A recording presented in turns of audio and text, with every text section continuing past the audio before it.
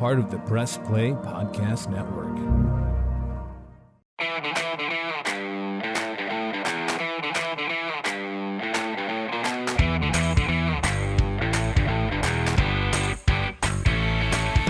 And welcome to another edition of the Reg and Rhoda podcast here on the Press Play Podcast Network, brought to you by MGM Northfieldpark. Free admission, free parking every day at Northfieldpark. And Michael, boy, what a difference a week makes, huh? You talk about Dr. Jekyll and Mr. Hyde. That may be the best way to describe the Cleveland Browns, who are now 5-5 on the year. They go into Cincinnati last week and kick the crap out of the Bengals, 41-16, I think it was. And then today they turn around and go into New England and, got taken to the woodshed 45-7, Michael Regai. How do you explain from one week to the next a turnaround of monumental proportions like that? Can you explain that? No. Absolutely no explanation, Kenny. And listen, I had a feeling that, even though you want to think that this coaching staff, the Browns, is going to be able to understand what they're going to deal with this week, Kenny, with Bill Belichick and the Northeast Ohio Canton product, Josh McDaniels, who, right, Kenny, we can get into later on, but I think is upset that he wasn't got the Browns head coaching job. I really do. And anyway, they absolutely pile drive the Browns today in every way imaginable. And Kevin Stefanski and Joe Woods and Alex Van Pelt, we'll start with you three. Okay. It looked absolutely like, Kenny, to me, right from I say the jump. Again, they took the 7-0 lead. Right. But after that, it was absolutely a day of nasty egregiousness to the awful. It's just awful. Poor football. Terrible football. Looked like the coaching staff looked like that, to me, Kenny, that whatever their preparation was this week or whatever they expected that they were going to see from New England, they got it all wrong, my man. They got it all wrong because, again, we can get into so, Ken, what I'm saying as we start here, to me, we can, if you like, get into, the Browns' effort, but to me, the biggest negativity's got to go on this coaching staff for not having them ready to play. You feel the same way, or are you going in a different direction? I feel similar, but not exactly like you, because if they weren't completely ready to play, they don't go 11 plays, 80 yards, whatever it is, right down the field on fourth down, get the touchdown and take the lead. So their first 15 plays or whatever it is, right, their scripted plays, they were ready for that, Michael. To me, yeah, it's still on Stefanski and Woods. I just don't think they knew how to adjust, right? You go up 7-0, they come back, tie it up 7-7. Using 9 minutes of the clock. Each team had like one possession in the first quarter. You get into the second quarter, and then Baker makes a ridiculously bad throw, horrible throw into double coverage to David Njoku. Picked, returned to the 5. One play later, it's 14-7. Okay, you're only down 7 at that point. But then it snowballs from there. And for me, where I'm upset with the coaching staff, Joe Woods, Kevin Stefanski, Alex Van Pelt, okay, who's ever calling the plays today, is the lack of adjustments, Michael. In-game adjustments, horrific. Halftime adjustments, terrible. And so, yes, the coaching staff to blame. I thought the defense was not ready to play from the jump. The offense at least took the opening drive, and there was hope after they were up 7-0, and then that was, that vanished rather quickly. So, yes, the coaching staff deserves most of the blame today, but defensively, that's the side of the ball I didn't think was ready to play today. Yeah, well, I'm with you 100% on that. And Joe Woods, my man, I don't know if you're going to make it through the end of the year, because it certainly looked as if whether you want Woods or put Stefanski with it too, he's the head coach. Right. I mean, Josh McDaniels was toying with them, Kenny. Just toying with them. You've got was it close to 450 total offense for New England today? Yeah, somewhere in that they rushed for over 250, didn't they? They split it. Here we go. You ready for this? Yeah, give it to me. That's why I have this. Here we go. Team stats today, officially, according to our good buddies at ESPN. Final numbers: 452 total yards for New England, 217 for the Browns. Passing 268 for New England, 184 rushing. The Browns ran for 99 yards and threw for $118 in the 45-7 loss to the Patriots. Yeah, you give up 450 yards of total offense in a National Football League, Kenny. I'm going to tell you, on most days you're not going to win, and you're not only not going to win, you're probably not even going to be in the ballpark to winning. So, I don't know. You know what is funny? We've talked. We kind of had some fun for a couple years, didn't we? He wound up being the interim head coach, but our man Greg with 4 or 5 G's, Williams. Listen, Ken. Come get some. Yeah, come get some, baby. And you know what? It seemed they came and got some a little bit more often than not. At least, again, they were at least prepared. Williams looked like now. Maybe not a lot of guys in the room really was down with them, right, and liked them a lot. But Kenny, they played for him.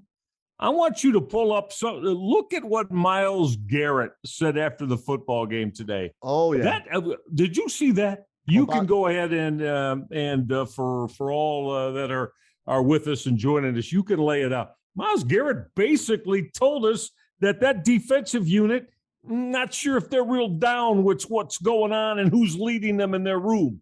Did he not? He basically said that. He said, we didn't make any in-game adjustments. I'll translate. Joe Woods don't know what the hell he's doing. That's my translation of it. Me okay? too. Mine too. That when I heard that, I was like, ding, ding, ding, ding, ding. Save that one for the radio tomorrow, or for, if we had a chance to play it tonight, but we don't. But yeah, paraphrasing, people can read it, I'm sure, in whoever the Browns beat, Darryl Ryder or Scotty Petrak, whoever in their game quotes and that, you'll see what we're talking about. Yes, you will. And it's a Myles Garrett comment on what the hell happened today and why this defense absolutely was just completely torn apart. Never had an answer in any facet of the game for the New England Patriots. And, you just wonder, Kenny, he didn't say too much about it. All he did was praise this week. But you just wonder if our man Bill Belichick, and like I said, his first lieutenant, Josh McDaniel, had something where they were we got something here that we're gonna really have fun with this week, because it sure as hell looked like it. Did it not? They did anything they wanted. Kenny, it was again with Mac Jones, right? From Saban's buddy, who Belichick and Nick Saban always going to be forever linked at the hip. And he went and got Saban's quarterback from Alabama, drafted him. And I'll tell you what, Kenny, listen, they're 6-4. And, they don't have a lot of – this isn't the same team that he had for all those years winning Super Bowls with Brady and all those stars and would-be Hall of Famers. I mean, they're not like that. But they play, don't they?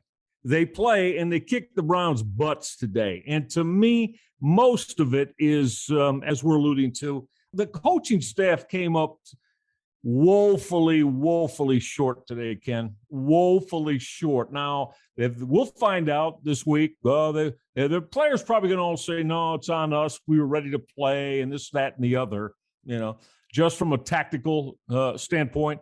Again, all you can go by is there were no answers on either side of the ball. Either side of the ball, with the exception, as you brought out, the first drive. Yep. But after that, now what? Because it was nothingville for the next, 3 quarters of football. Reg, the Patriots adjusted. The Browns did not score the rest of the way.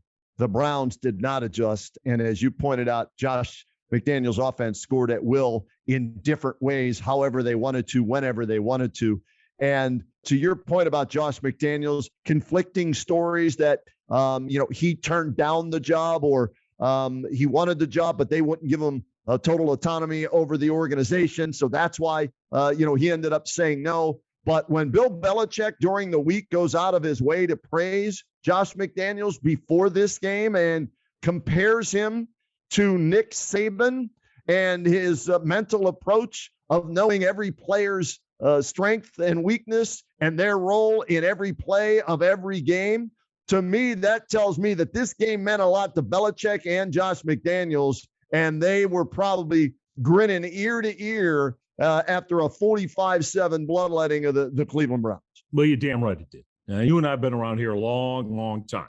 Yep. And, we were with the Browns every day during that period of Bill Belichick as the head football coach here back in the early 90s during that run, right? So if you don't think that that's how this man operates, then you just weren't paying attention, folks. Right. There's no other way to say it, because this is what he lives for.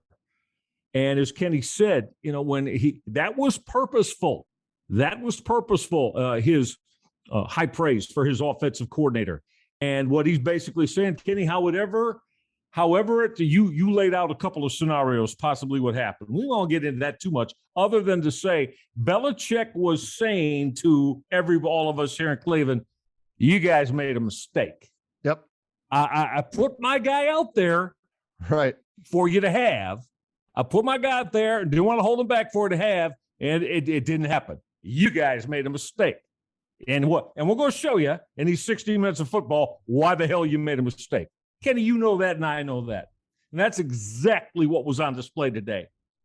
Absolutely 100% from the New England side. Bill Belichick, Josh McDaniels, and his football team. And the O-line, too. Because a couple of guys got paid by the Browns front office this week, and you're hearing about how great that O-line is. And you don't think they used that as a little motivation for the New England Patriots? Yes, and Mac Jones outplayed Baker Mayfield. Their O-line outplayed the Browns' O-line. Their D-line outplayed Myles Garrett and the Browns. They out-coached, they out-kicked, they out-covered, they outsmarted, they out-schemed, they out-everything the Cleveland Browns today. And some serious looks in the mirror need to be had at 5-5 with 7 games to go, coming off an ass whooping like that. Yeah, and I mean, again, this is, you could say, okay, file it and forget it, fine, but I can't imagine any of you expected that, again, and we're giving them praise and kudos last week. Yep. We're right here on our R&R podcast, and Kenny and I were both saying, heaping praise on this football team. Tremendous job in Cincinnati. Got a big win, didn't allow themselves to fall under 500, a convincing win, play really, really well. And you see how unforgiving, Kenny, the National Football League can be. Oh, boy. 7 days later, baby, it did a 180, did it not? It 180. Did, and what just wasn't losing a football game today. That was a complete destruction. Just got absolutely eviscerated by the New England Patriots. So, Ken, I don't know. I'm not good right here, right now. I don't know what we're going to see next week against the Detroit Lions, who tied a football game today. Oh, what a comedy of errors that thing was. I told you the Steelers stink, Reg. They were doing it with smoke and mirrors. Mason Rudolph sucks. And the only good thing maybe that came out of that today for the Steelers organization is he can't beat the 0-8 Detroit Lions at home. Okay, well, then now we really need to start looking for a quarterback for the future, as that one ended up in a sister kisser 16-16, Reg. So, and here's the thing, Michael, think about this. The Browns had every opportunity to get back in this race this week with the Ravens losing to the Miami Dolphins, the Steelers tying the woeful Detroit Lions, and this was a tiebreaker game possibly down the road for a wild card spot in the AFC with the New England Patriots. So there was a lot at stake, and they failed miserably. Michael, you ready for this? A 63-point turnaround from last week to this week. They were outgained by 235 yards today. They were out first down 30-17. The Browns were 1 of 11 on third downs. The Patriots were 7 for 9 on first downs, and they were 6 for 6 to start the game. And at that point, 24-7 at halftime, Dandy Dawn was turn out the lights, the party's over. Yeah, that was it. Game was over at halftime. Son Cal and Cal was here, and and he knew it. I knew it. No, this is done. This is done. They're not coming back from a 17-point deficit against Bill Belichick and his football team. They just aren't. And I don't care if in Foxborough. I don't care that you don't have. Again, here's something. You don't have the mental wherewithal to do that. Right? You don't have that. So Kenny, I don't know. All I know is this team is 5-5, right? Yep. Bill Parcells, you are what your record says you are. Then that says they're damn average. At best. Yeah, just a mediocre average football team that's got 7 games left to play. I don't know, Ken, if they, I even hate to do this after this kind of stink bomb that they put out there today. So you know what? I'm not going to say what they got to do and what's going to get them in the playoffs. Your boy, go ahead. Your boy, Mr. Moore. Playoffs? That's right. That's exactly me? right. Well, after you saw this today, this evisceration of everything. Again, 7 days ago, we're lauding this football team, right? Giving them all kinds of kudos for what a tremendous. Go down to Cincinnati, coming off, get a win, and they completely turned around and turned into a like I said, Kenny, that wasn't even representative of what you would consider a good high school team to be today. Right. Yeah, it was a piss poor effort by the Browns. And Michael, we got to get a break in. Sure. And I'm going to tease our listeners. They'll have to wait till after the break. Who was the last Browns quarterback to win a game in Foxborough, Massachusetts? And who was the Browns head coach at the time? We'll give you those answers and more thoughts on today's debacle in New England by the Browns when the R&R podcast powered by MGM Northfieldpark continues. Hey, the Roadman Kenny Rhoda here for Northfieldpark. It is your home for live and simulcast racing, and catch the excitement of live harness racing every Monday, Tuesday, Wednesday, Saturday, and Sunday evening. Post time is 6 p.m. They're open early every day for that simulcast action, and Wednesdays in November, it's cookware giveaway. Guest deposit non-winning Northfieldpark Mutual tickets starting at 6 p.m. into the gold barrel to be eligible for a drawing to win a piece of cookware each week. Drawings take place on Thursday mornings, and winners have until the following Tuesday to claim their prize. Enter to win November 17th and 24th. And don't forget the weekly Sunday handicap contest featuring Belmont Park. Top prize is $500 each week. Registration begins at 11 a.m. Free admission and free parking every day at Northfieldpark. Hello, Brooks here with the Books with Brooks monthly book club podcast. Here's how Books with Brooks works. We read one book a month and then we talk about it. Classics like Stephen King's The Shining, debut novels like We Are the Brennans by Tracy Lang, and tons of other compelling, life-changing stories, one book and 1 month at a time. So come read along with us and then listen in.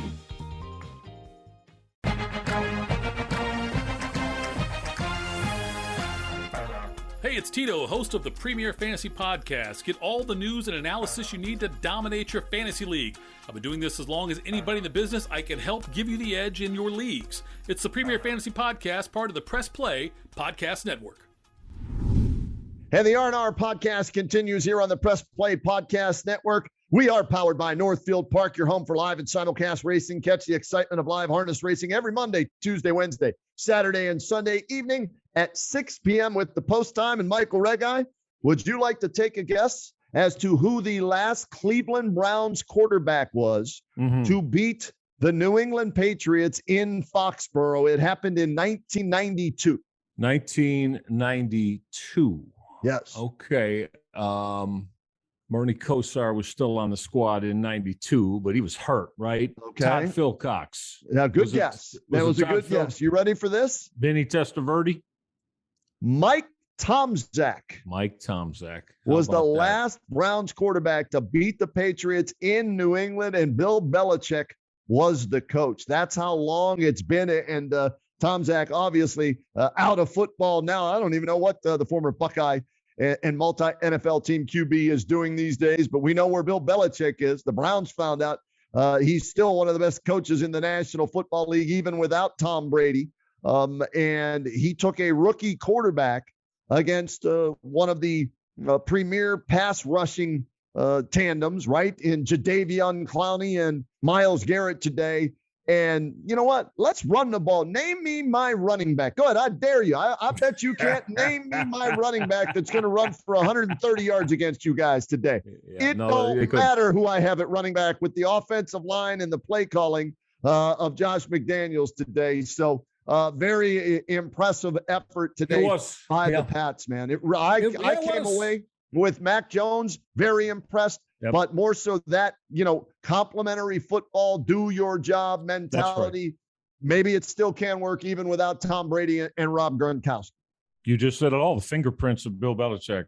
That just Bill Belichick to the umpteenth power, right there. That's exactly what that was. And Kenny, I mean, and I tweeted out today, and I was upset when I did it. I mean, I tweeted out, screens, misdirections, and reverses. Joe Woods and his defensive coaches and the Browns playing personnel have zero clue, none, how to deal with it, adjust to it, scheme to it. It doesn't matter. Screens, reverses, and misdirections. Belichick and McDaniels put on a clinic on that against the Browns defense today. And who was – they had a running back hurt too. Yeah, it hurt not having Nick Chubb. Yeah, well, you know what? If Nick Chubb was there today, folks, and I love Nick, you know that. Yep. Kenny loves Nick. He's the best football player on the team. It wouldn't have made a whole lot of difference. Sorry, not in the outcome. It wouldn't have. And where'd the running game go after the first drive, Michael Rekha? Dearness Johnson, was 99 yards today for Dearness Johnson running the football. I think he had that's solid. 50 on the opening drive, I think he had. And then we see empty backfields on how many play. I have to go back and watch on all the pass attempts, how many empty backfields there were. And what is your strength? Too much. You just signed 2 guards to over $100 million. Your strength is running the football. You had success on the opening drive running the football, and you got away from running the football. I mean, come on. There you go. It makes no sense. Stefanski and Alex Van Pelt. Now, Stefanski is still calling the plays. Yeah. And he's the head coach as well. But you have said, I'm calling the play. All right, Kevin. Awful today, Kevin. Awful. Kenny just laid it out. You had something decent with the way the football, you were running the football. Again, 7-0, and then fine. You weren't going to put another point up. But it's still a football game at 7-7. Still a football game at down 14-7. But now you decide that we're going to go empty, right? And even during that, when did Mayfield finally complete a pass to a wide receiver? I think it was midway into he hit just 2 little quick routes, I call just quick throws, grab the snap, and quickly throw it to Jarvis Landry for 2 and 3 yard gains. Yeah. Now that was it. He did put one on the numbers to Donovan Peoples-Jones the play before he threw the interception, and DPJ dropped it. So that was there. Yeah, he dropped that. Yep. So that one's on DPJ. But then on the very next play, he throws one of the worst passes you're going to see a quarterback throw into double coverage, staring down David Njoku the entire way. So yeah, they've got some issues to try and figure out offensively with the receiving room and throwing the football. And Baker Mayfield goes down after getting sacked in the third quarter with a right knee contusion. So. Let's look at the list of injuries for Baker right now as he gets ready to play the Detroit Lions next week. He's got a harness on his left shoulder because that thing pops out. There's a torn labrum. He's got a bad foot, whatever. We don't know exactly if it's sprain, turf toe, whatever that is, that he missed practice this week a little bit of. And then today he gets the right knee contusion. But he's good to go, and he says he's going to be ready to play next week against the Detroit Lions. Michael, at some point, and again, you know me, I'm not the biggest Baker guy. And last week, managed the game well, played very well. Today, did not play well. didn't get a lot of help, but did not play well. The interception turned the game. You always say 1 or 2, maybe 3 plays changed the outcome of the game. For me, the game changed on the interception that was almost the pick six that gave New England the 14-7 lead. They played from in front from that point forward. So Baker's hurt, and then Troy Hill with the neck injury took him off on a stretcher. He has movement in all of his extremities. He's in the hospital. Hopefully he recovers from that. And Anthony Schwartz, who ran, I think, 2, maybe 3 wrong routes today, from what I could tell out on the field, left the game with a concussion. So they got dinged up along with getting their butts whooped on the scoreboard today, too. Yeah, they really did. And again, I mean, we're being hard on them. Are they capable of coming back and putting forth a real strong? But I'll tell you one thing. I know they're 0-8-1, but you know what? The Detroit Lions, they just don't have a lot of talent, Kenny. They don't. Right. I'm on his bottom line. They're probably the least talented team just from an NFL perspective in the league. But you know what? There's only been a couple times where they've really been blown out. They stay in games somehow. I don't know how you do that with Jared Goff as your quarterback. Oh, That's man. He's awful. He's Terrible. awful. But that's not the worry of the but your Browns are going to face him next week. So keep him awful, right? Yeah. Keep him awful because Right. he's awful. Don't let him somehow now start to have a resurrection here at First Energy Stadium next Sunday. They're going to play hard, but so the Browns are going to have to match that, and I just don't know, Ken. I'm not happy with today at all because again, there has to be, in order to be a strong franchise in the NFL, you have to have. And nobody in the NFL is going to, sure, even the best teams probably going to lose 4, if not 5 times. Yeah, I get all that. Yep. But Kenny, do you not have to have a modicum of consistency about your performance? That's the biggest problem with this You team. can't have this I'm waving my, you can't have this be a roller coaster up and down from week to week. That good teams don't do that. And to me, the Browns are too much of exactly that through 10 football games. I'm looking at the scores, Michael. Again, lose 45-7 today, win last week 41-16. Lose 15-10, a close one to the Steelers, win a close one 17-14 to Denver. Get blown out by the Cardinals 37-14, lose a close one to the Chargers 47-42. So, you look at this team, and from week to week, you have no idea what team is going to show up. You have no clue on offense, defense, or special teams, which team is going to show up. Jamie Gillen, maybe he was the player of the game today. He had a punt that rolled out at the half-yard line, and then the Patriots against that Browns defense went 99.5 yards and scored a touchdown on it.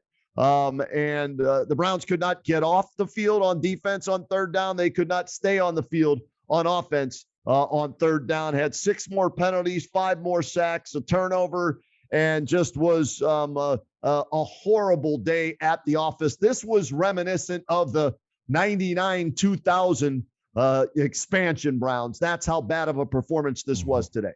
Yeah. And again, the reason we brought out Joe Woods right away, I just, I do understand. I do understand because I just don't think he is real strong. And again, we refer you're going to see it in the next couple of days, some of the things that you're going to read between the lines, and you're going to, I think, have question marks in your mind and might raise your eyebrows a little bit about some of the comments that Myles Garrett was making about what he sees, feels, and understands to be truth inside that defensive unit's room, Kenny. And, it's just that today, just absolutely atrocious. Not good. Whatever Joe Woods laid down, whatever he thought was going to be the game plan for success against the New England Patriots, again, just an abstract fail. A fail in every part of it. Now, you want to, if it comes out that I had guys in their proper position to succeed defensively and guys aren't making plays, well, Ken, of course, you're always going to have a little bit of that. But honestly, buddy, I just don't think to me, until I'm proven otherwise, I think this is mostly about Joe Woods. And if these kinds of things keep up, is he going to make it through the year? I can't see him coming back in 2022. Is he going to make it to the end of this year? Great question, Michael. I don't know. The inconsistencies on that side of the ball. Last year, what did we say? Hey, Joe, we'll give you a mulligan because they spent all the money in draft picks on offense last year, right? That's right, yes. This year, they went out and spent a lot of money on the secondary and free agency, added Clowney up front in free agency, drafted 2 guys in the first 2 rounds on defense for Joe Woods. And maybe you look back to training camp and the preseason games and say, well, maybe you should have played those guys on your new defense to get them some experience instead of trying to get it in the season where games count to determine whether you make the playoffs or not. So some of it, a lot of it on Joe Woods, I would think. But also, Andrew Berry, did they get the right pieces? Is Joe Woods not using them right? Did they get the wrong guys for a Joe Woods deep? So a lot of questions surrounding this team now as they move forward to the final 7 games. Yeah, there really is. And so here it is. You come off this stink bomb of a thing today, and you go and you got 7 football games to play. I mean, minimum. Again, I just said I wasn't going to do this. Yeah, you did. Yeah, but how about if I just say you got to start winning football games. You got to start putting 2 and 3 wins together. Is that fair? Is that fair? You got to win a couple, 2, 3 in a row, to start to gain some consistency in your performance and where that performance is going to take you, because again, it's just too much of a roller coaster.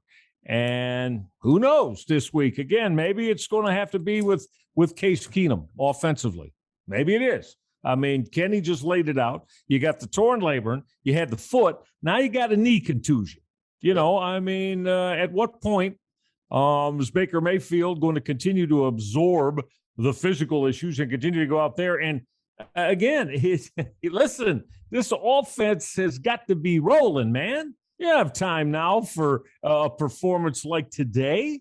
You just don't. Not that they were the major problem. That's what I mean. Again, now you go, we just said it. Okay, I don't know what he had in the first half. Ken, I don't know if you have those numbers. But look, Dearness Johnson, they ran the football pretty damn well. All right, I know he gained 99 yards for the game. I don't know. See, what I'm getting at is how much of that came after it was 28-7 and his stuff's done. Dearness Johnson, 7 carries, 64 yards in the first half, averaging 9.1 yards a carry. That's still in the guts of the game. Yes. All right. So, and again, you're right. Then they started came out with series and went empty with 4 and 5 wide. Yeah. I mean, what? You can't just go back and forth because you fall behind some.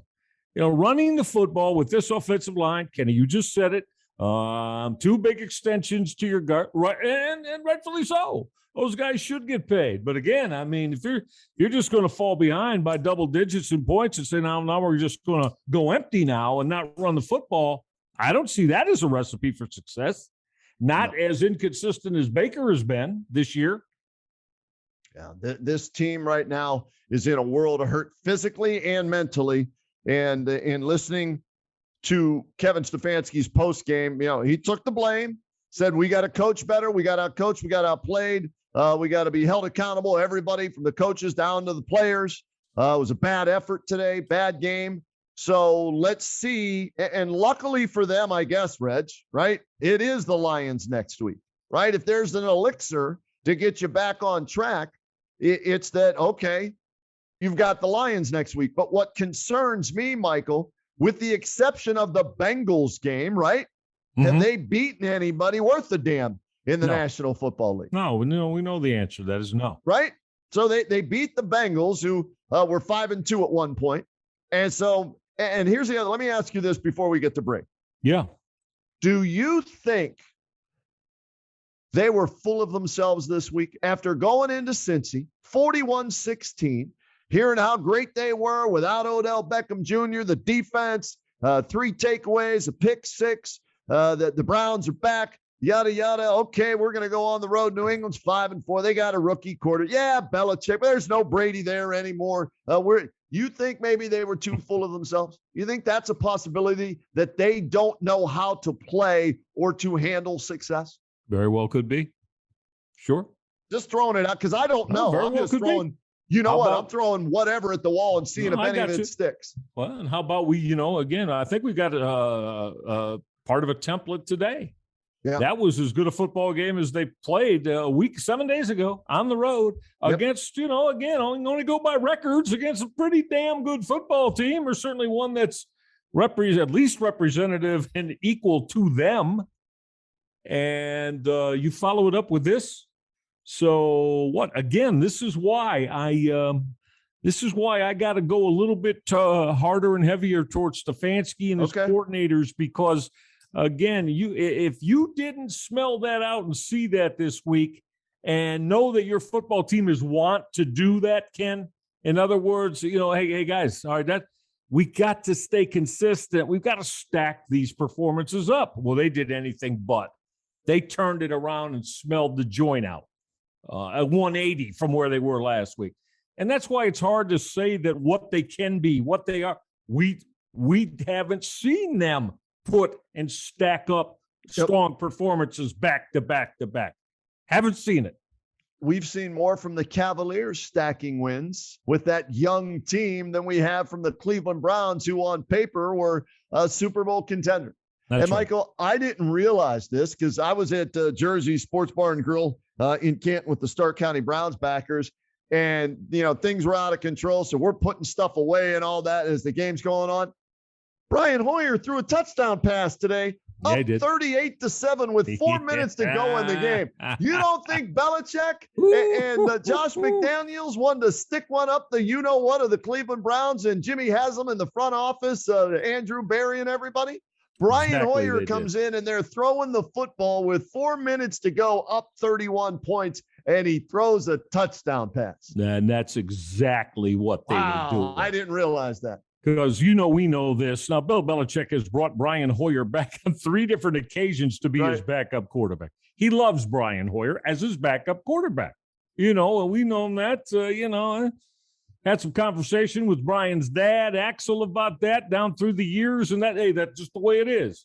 Bill, and many years back, Brian, hey, Bill, can I want a shot to be a starter. Will you let? Sure, absolutely. Right. Didn't work out, brings him back, right? Yep, absolutely. Goes again, here, didn't work out, brings him back. Brian Hoyer's got, he's got a lifetime gig, man, as to the backup quarterback with Bill Belichick, but to what you said, damn right, no doubt about that. Go ahead out and you go ahead out and show them what they're missing. Hey, Brian, go ahead, throw a touchdown against the team that benched you for Johnny Manziel. Okay, there you go. You want to stick it to him as well? Go ahead. We'll let you throw one here. Get a touchdown in there against your hometown team where you were 10-6 as a starter, but they benched you for Johnny Manziel, right? They wanted Johnny Manziel to play quarterback because he was better than you. Okay. Right. Michael, I just looked at this. I didn't realize this either. 83-yard drive, 15 plays for the Patriots. 99-yard drive, 11 plays for the Patriots. 92-yard drive, 8 plays for the Patriots. 95-yard drive, and only 6 plays for the Patriots. 4 drives of 83 yards or more against that Browns defense today. That's embarrassing. Every player on that defense and their coordinator should be embarrassed by their performance. Huge indictment against the whole defensive room. And keep close tabs on what you hear from Myles Garrett specifically in the next couple of days. Because as Kenny and I have told you today, he kind of lets you in a little bit today. That maybe there was some lack of understanding between how they wanted to game plan for the New England offense this week. I found a quote. You ready? I got a quote for you. Yeah. This is from Pro Football Talk, and then we'll get to a break. And I'll just read you the story from Pro Football Talk real quick. If Browns defensive coordinator Joe Woods wasn't on the hot seat before Sunday, he is now after Myles Garrett's post-game comments. The Patriots scored 45 unanswered points, gaining 452 yards and shutting out Garrett after an early sack. Okay. He goes down here. Quote, we've got to go back to the drawing board and see how we can get better, see how we can scheme better, see how we can make adjustments on the fly, the all-pro defensive end said. We never had a chance just because we didn't make any adjustments on the sideline or when we had time to. End quote. That's all you need to hear. That's scathing. Big time. That's scathing. Again, when you're talking about adjustments and no scheme changes, that is all at the feet of the defensive coordinator and to a lesser degree, the defensive assistant coaching staff. That's the period. I mean, that's it. So now another thing, where does this go this week? After this just woefully inept performance today on both sides of the ball, but most specifically on the defensive side of the ball in this thrashing by New England. All right, Reds, let's do this. We'll get a break in, then we'll come back. We'll wrap up this edition of the Reg Eye and Rhoda podcast here on the Press Play Podcast Network. Stay with us. Hey everyone, it's JD from the Hyman Podcast. Backed by popular demand, I'm excited to let you know that new episodes of the Hyman Podcast will drop every other Monday on Apple Podcasts, Spotify, or wherever you listen to your podcasts. We're going to continue the conversations we started last season and keep having those hard conversations. There is so much in store for you this season, and I'm excited to share it with you. Subscribe today so you don't miss a single moment. The Hyman Podcast, part of the Press Play Podcast Network.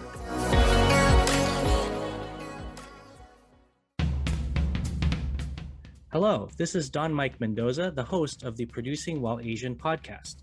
Join us to listen in on conversations with everyone who identify from producers to non-producers who all are part of the AAPI community. There's all that and more on the Producing While Asian podcast here on the Press Play Podcast Network.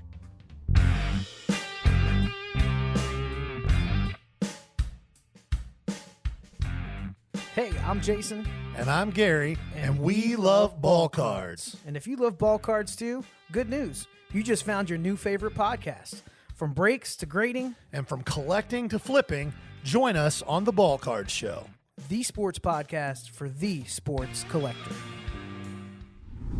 Hey, welcome back. Final segment of the Reg Eye and Rhoda podcast here on the Press Play Podcast Network, brought to you by Northfieldpark. You know what I love about Northfieldpark? It's fun. It's exciting. You can win some cash and free admission, free parking every day at Northfieldpark. So go out, enjoy yourselves. Go watch the Trotters out there, wager and win, and do better than the Browns did today. They got their butts whooped 45-7 on the road at New England. Belichick, former Browns head coach Josh McDaniels, up for the head coaching job with Kevin Stefanski. Didn't get it. Former backup quarterback Brian Hoyer throwing a touchdown pass, up 38 points or 31 points, whatever it was, with 4 minutes to go. They stuck it to the Browns every way they could today. Michael, final thoughts on this one before we put it to bed and move forward to maybe a midweek podcast on the Red Hot Cavaliers and then see what the Browns do next Sunday against the Lions. Well, I think there's got to be a lot of soul searching done because, Kenny, the main thing, again, we in the last two football games on the road at Cincinnati and today in New England are just prime examples of a lack of consistency with this football team.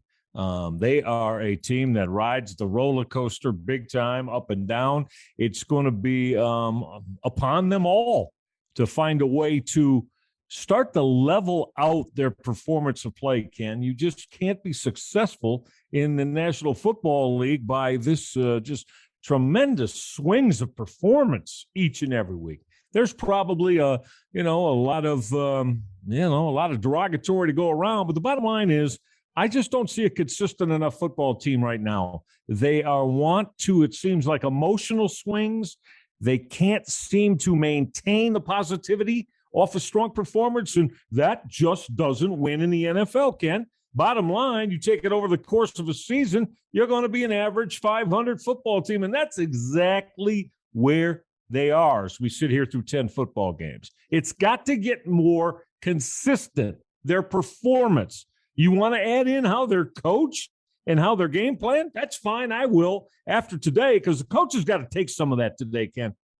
Got to take, and I'm not one, you and I don't just absolve the players. That's not what we're talking about. But the coaches were a part of that stink today in New England. They were awful. Everybody was awful. So, they're the ones that it's on them. They got to get their football team to respond and respond the right way, starting tomorrow when they go in. I have nothing to add, Reg. We've said it all. We've already said everything we can say about how bad this loss was for the Browns. I guess when you're facing adversity, you find out a lot about a player, a coach, a team. Well, they're facing adversity with some injuries, and they were dog crap today, as Sindelar would say. And let's see how they respond after playing like dog crap this week against the New England Patriots. But you know what? It's all right, Michael. Tomorrow night, Red Hot Cavaliers, the 9-5 Cavaliers. Wow. Evan Mobley, DG, Darius Garland, Jared Allen, Mr. Fro. They're fun to watch, man. I can't wait to check them out tomorrow night, and maybe we'll do something midweek with a former player, or you and I will break it down. How's that? We'll see what we can put together, and they are fun, and that's the thing. Never expected them to be above 500 like they are through. Again, we're talking about 14 basketball games. I still don't think they will be at the end of the year, but you know what? Maybe they'll prove me wrong, and they are fun to watch and enjoyable, and that's huge from where they've been as an organization over the course of the last many years. All right, Reg, let's get out of here for this R&R podcast. You got it, Roadman. Brighter days are ahead for hopefully the Browns, the Cavaliers, the Guardians, and we haven't even tackled that offseason that's underway already with them, and that's something we'll do down the road. Have a good week, buddy. We'll talk soon, all right? You got it, Roadman. Sounds good. Dave Emmert, great job as always, our wonderful producer, too. We'll talk to you folks real soon.